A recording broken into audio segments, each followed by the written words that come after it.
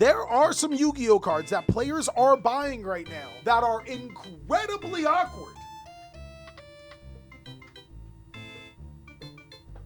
Alright, I ain't gonna lie, the thing was kind of creaking, so I had to make sure nothing failed. Today, Big Dog, Chat and I will be discussing some fairly powerful Yu-Gi-Oh cards that players are picking up and why, and also if it's a good idea that you should invest into them. Let's go ahead and jump on in.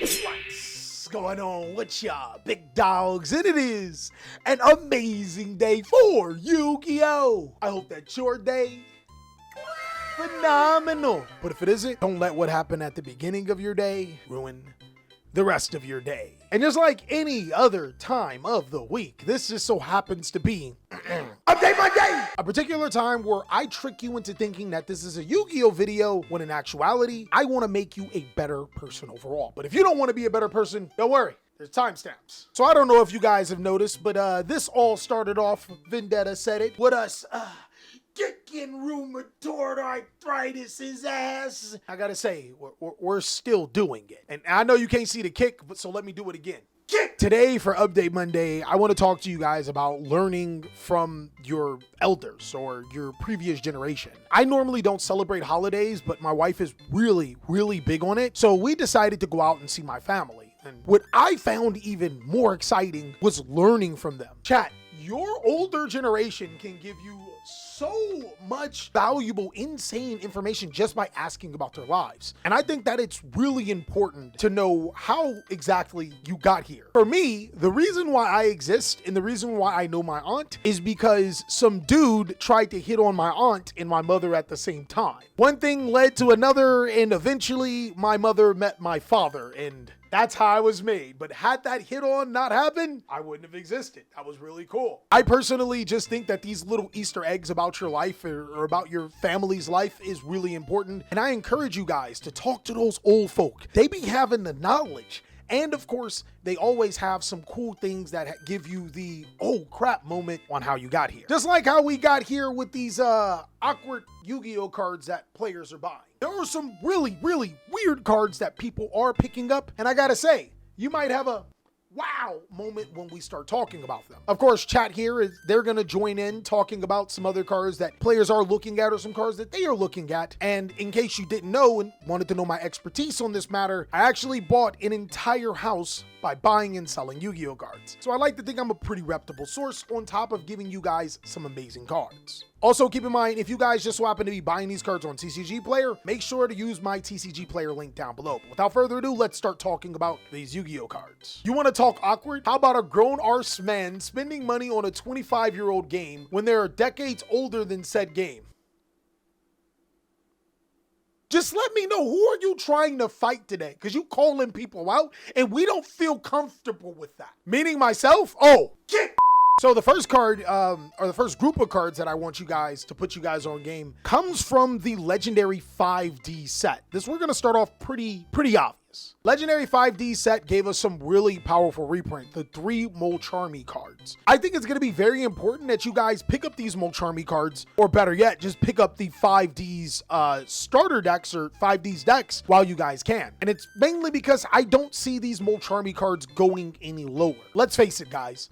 Molcharmy, Perulia, Meows, and Fowlis are some of the best cards in the game. And even when they aren't the best cards in the game, it simply does not matter. They are the most sought after cards in the game. Konami has given us reprints to Perulia and Fowlis in a rarity collection set, but even those were massively expensive. The commons are already starting to rise in price, and the simple reason is because they're that good enough. Meow's finally seeing the light of day is also a pretty good reason. I bought a playset of Fowlis when they were 32, then a week later they announced the 5Ds, and that's exactly what we're talking about. You can get a playset of Fowlis common for roughly close to $30. Or you can buy the 3 Legendary 5Ds decks and get all 9 copies of the Molcharmy cards and other cards on top of that. And the chibi cards look dope. I genuinely do love Black Rose, Stardust, Black Winged Dragon in their chibi art form. I'm not gonna lie, they're pretty solid. Agree. Plus, you can get a new deck core to cope on. You ain't gotta do us like that. The set also comes with other reprints like Droll and Lockbird, Ghost Mourner and Moonlit Chill, Ghost Sister and Spooky Dogwood. Anyone? It's honestly a solid Yu-Gi-Oh set. I personally wish that the decks in total were a little bit stronger, but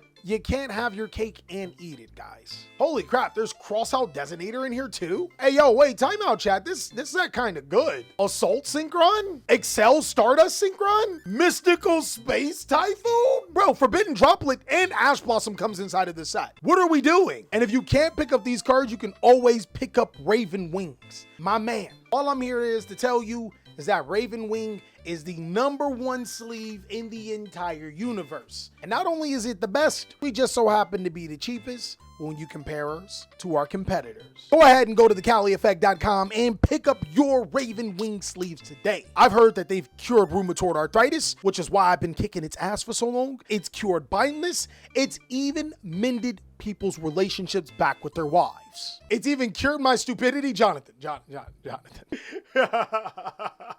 Outside of that, the 5D structure decks are making noise, but there are some cards that people are picking up in preparation for the Phantom Revenge set. Now, I did make an entire video talking about my thoughts on the Phantom Revenge set. In the shortest form, I think that the archetypes are fun to really potentially good, but I think the set is overall, how do you kids say, mid. Fortunately enough, there are people that are still investing into some of the Yu-Gi-Oh strategies because they do have the potential to be top tier. Cool Tune is actually potentially a new top meta Yu-Gi-Oh deck, and players are investing in the cards like Red Nova now because it now has a confirmed non-reprint inside of Phantom Revenge. I think it'll be even cooler when we get Crystron Hulky Prism, which will let decks bridge Cool Tune Trackmaker. Tyrone, Bro, stop. You're doing too much. Cool Tune actually has people looking at a lot of tuners, which if you already knew Red Nova was a card that players were targeting, they're also targeting Notoria Rose Whip. And this card says your opponent can only activate one spell or trap card per turn. I remember a really cool combo with this. Give me 1 second.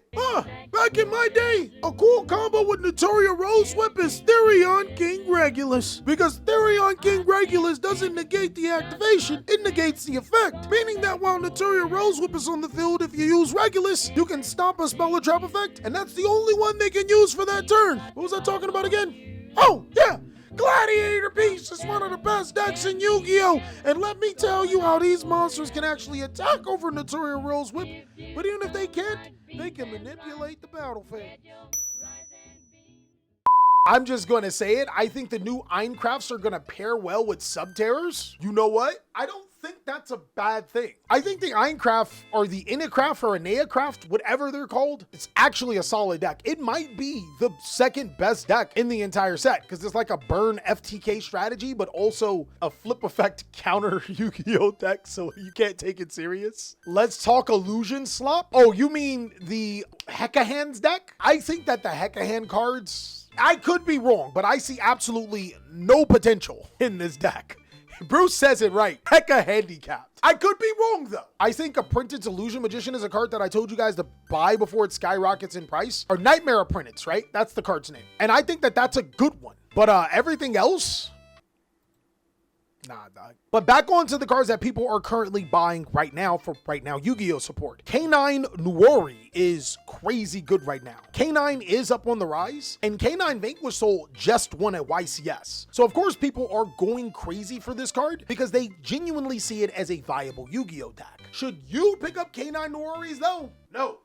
I just want to point out how volatile ultra rares are in main sets. Vanquish Soul Holy Sue was a $30 ultra rare, and now it's $6. Also, we know that while K9 is good, it's not tier 0 good, right? Yu-Gi-Oh seems to be like in a cycle right now where one deck beats the other, and when one deck pops off and shows off, it can't continue as to pop off and show off. Will K9 break that? Potentially. It could pop off, show off, and stay the best. But $30 a copy for a Nuori? I wouldn't.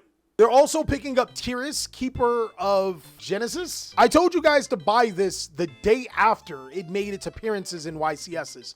you didn't listen. If you already have a K9 deck, then you probably should pick up this card. It's really good. But if you don't have K9, there's no point. There was an awkward card I told you guys about. It's called Evening Twilight. I know what you guys are thinking. Like I told you, Evening Twilight Night was a card that players are picking up, and you looked at me so freaking crazy because its effects are pretty trash. It says a Blackluster Soldier monster ritual summon gain these effects, and we can stop right there. It doesn't, like, who's summoning Blackluster Soldier in the big 2/5? No one, right? Bringing on to it, let me show you the good effect about this. If this card is banished from your graveyard, you can add one ritual monster from your deck to your hand. This card can search Mitsu cards. My man. Activating a branded fusion and resolving its effect not only means you have full branded combo, but now by banishing Evenly Twilight, you have full Mitsurugi combo. Ban Mitsurugi cards already? I 100% agree, Brad. It's insane. I genuinely think that ritual cards are some of the worst design cards in Yu-Gi-Oh's history. Either they're way too strong or they're way too weak. And if you guys want to see a video about that, go ahead and let me know.